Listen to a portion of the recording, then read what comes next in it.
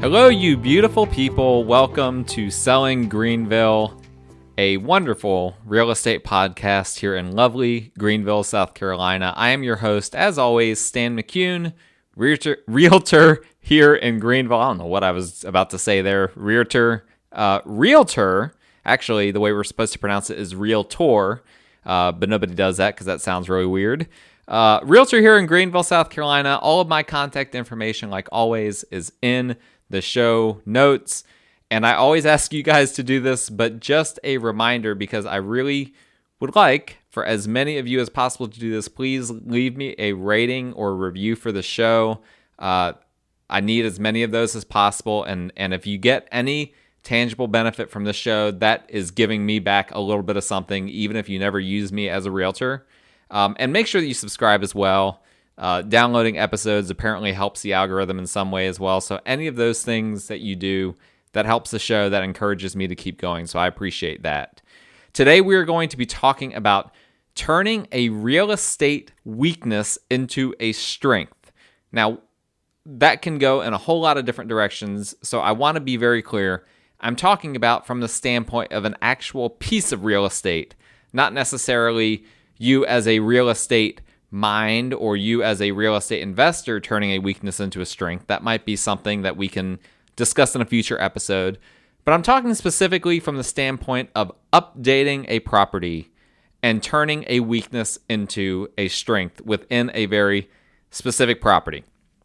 And I think this will be very practical for anyone, no matter who you are, what properties you have or may have in the future. I think that this will help you. For starters here, we know that every house has some sort of weakness. On a very basic level, a home might just have a floor plan that doesn't really have great flow. It doesn't flow very well. That's a weakness. Maybe the closets are too small. That's a weakness. Maybe the bathrooms, there's not enough bathrooms, or there could be more bathrooms, or maybe the location of the house isn't very good. There's all sorts of different things. When you're looking at homes, you're processing this in the back of your mind, right? If you're looking to move, you're thinking through all of the potential pros and cons of a house. Now, a lot of the weaknesses in a house are correctable. If the location is bad, that's not an easily correctable thing. Now there are ways that you can potentially correct it, but it's not easily correctable. I'm not going to even discuss that in this show. I'll leave that perhaps for another episode. But others of those things that I mentioned before, floor plan, bathrooms, closet space, etc., those are things that can potentially be corrected.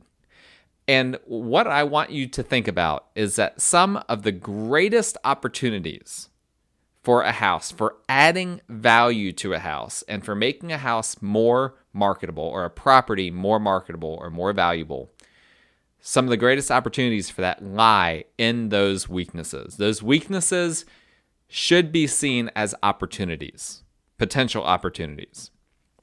And you might be asking, hopefully you're asking, okay, how are there opportunities in those weaknesses? Well, for one thing, those are not, those weaknesses, typically those obvious weaknesses, they're not subjective. Those are weaknesses that perhaps won't be as important to some people as others, but will be things that the majority of people notice and are bothered by. And that's important, right? Because a lot of people, they don't know what updates they need to do in order to make a property more valuable. And one of the things that I do frequently as a realtor is I'll give consultations for people looking to sell their house. They'll ask me, hey, what do you think about this? Should I spend money doing this, or should I spend money doing this? What is a space that you think that I need to focus on to bring up the value of the home, et cetera, et cetera. And I always think about it in terms of, will you get that money back at the end of the day? That's what people are really asking. If I spend $500, I got this question recently. Should I upgrade the dishwasher in the kitchen? All the other appliances have been upgraded. Should the dishwasher be upgraded? And I simply approached it. Okay, dishwasher, it's going to cost what, $500-$600? Will you get that money back when you sell the home? I came to the conclusion, no. The dishwasher was functioning fine. It looked fine in the kitchen. I told that homeowner, no, you're not going to get that $500 or $600 back. And that's how I always approach it. But those are questions that are always going in people's minds: is what do I need to do in order to update a home to make it more valuable? Well, these things that are weaknesses, these are things that are really obvious. So there's not that subjectivity. And as well, because it's not subjective to you, it's also not going to be as subjective to other people looking at it. These are going to be weaknesses that, by and large, I'm talking about things by and large, when you go into a house, what are the things that frustrate you the most about the house, or that practically on a day-by-day basis you are frustrated about? One of those things that I've run into is there are a lot of homes that don't have very big pantries. Big pantries really make a big difference. If you have a really slim pantry, being able to go from a very small pantry to a very big pantry, that's something that provides value to a lot of people. And so the point being is that these weaknesses, when you go into a house and you see these weaknesses, they're not subjective cosmetic things. These are things that, if they are updated in some way, they will provide tangible, objective value to the bulk of the market. And your personal preference, even though it might be different on some other things, on something like this, your personal preference is probably going to align with the market's preference, with the average buyer's preference. So weaknesses, clear, straightforward weaknesses of a home that can be updated. There's opportunity there because, my first point here, I feel like I'm preaching a sermon. My first point is that they're very clear cut, and you update it, it will immediately provide value. I have an example of this from my previous home that I used to live in, that I now rent out as a short-term rental on Airbnb and whatnot. We had a very choppy floor plan in that house. It was a split-level, tri-level home, and the main level of the home just had walls everywhere. I mean, there were all sorts of walls. There was a living room, a dining room, and the kitchen. And this is all within like a 600 square feet piece of space. So it's not a huge area. I mean, that's only a little bit bigger than your average 2-car garage. But there were walls everywhere. And that made the dining room small. That made the living room small. That made the kitchen small. That gave it poor sight lines, poor lighting. It impacted so many different things. And anyone who went into that house would feel that way. Again, that was an objective weakness with the house. Anyone would feel that way. And the solution? Not easy, but simple. There's a difference. There's a difference between a simple solution and an easy one. I would actually prefer a solution that's simple over one that's easy, because an easy solution can sometimes be very difficult to come to. I'd rather a simple one that's difficult to accomplish, because at least you know what to do. All right, and that's a whole nother topic for a whole nother day. And the solution was simple: remove the walls, add a kitchen island, because the kitchen was small. It didn't have a lot of counter space. It didn't have a lot of cabinet room. And voila, the main level. That's all we did. Now we went ahead and as part of that, we renovated the kitchen, but the main level went from being the black eye of the house to becoming the focal point of the house. We turned it from a weakness to now you go in that house and that main level is just gorgeous. It's perfect. It's functional. Everything has been updated. We even had, there's another small little example there. As we were doing that, we had to put a big LVL beam across the center of the ceiling, because it was a load-bearing wall, was one of the walls that we had to remove. Well, unfortunately, the way the home was framed, there was no way to completely remove one small little section of the wall up against where basically the dining room and the living room were juxtaposed, were next to each other. So there was going to be, I can't remember exactly how much, but maybe like a foot of wall that was going to come out from the back wall. Well, that was kind of lame. We were disappointed for that. We wanted that to all be flush. And so I started thinking, okay, well, what can we do with this?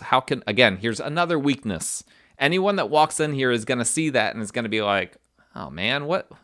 That's random. Why is there a little piece of wall sticking out there? Like, that doesn't make sense. So what we did was we actually incorporated cabinets into there. And the wall was centered on that wall, on that big back wall, the part that was sticking out. And so we were able to put a big cabinet, almost like a small pantry cabinet, but we used it as a cleaning cabinet, and it actually was perfect. I can't imagine that living room without that little cleaning cabinet, closet, whatever you want to call it, because it actually completed the room. And if it wasn't for us just kind of lucking into that, honestly, we would have never even done that. And so we were able to even take that weakness and to make it functional and to turn that into an opportunity and into a strength of that little renovation that we did there as well. So that's an example. Now, there are other reasons, though, why weaknesses are some of your best opportunities. And that is simply because a lot of homes in the area, in a neighborhood or in an area, are going to be built the same way. So what does that mean? If your home, if a home that you're looking at has certain weaknesses, let's say the small closets or whatever the case may be, odds are the other homes in that neighborhood have the same weakness because they were built by the same builder or built at the same time period where people, didn't have as many clothes or their clothes weren't as bulky or whatever the case may be. They didn't need as much closet space. And so your weakness that you're identifying here is going to be a weakness that anyone looking to move in that area are going to find with a lot of the homes in that area. And so by addressing that weakness and by mitigating that weakness, now you have just improved that house in a way that's going to differentiate it from all the neighbors. The neighbors are going to have homes potentially that do have choppy floor plans, that do have the small closets, whatever the case may be, and yours won't. Now, that might seem like a silly way to think about it on the surface, but when you sell your house or when you rent it out or whatever the case may be, whatever you do with the house, you won't be competing with other homes that are 25 miles away, right? People that are looking at your house, at least in this market, in the Greenville market, you'll be competing with homes that are close to your house, whether you're competing with rentals, whether you're competing with other homes for sale. That's what people will look at. They're not going to look in, if you're in Greer, you're not really going to be competing with homes in Piedmont.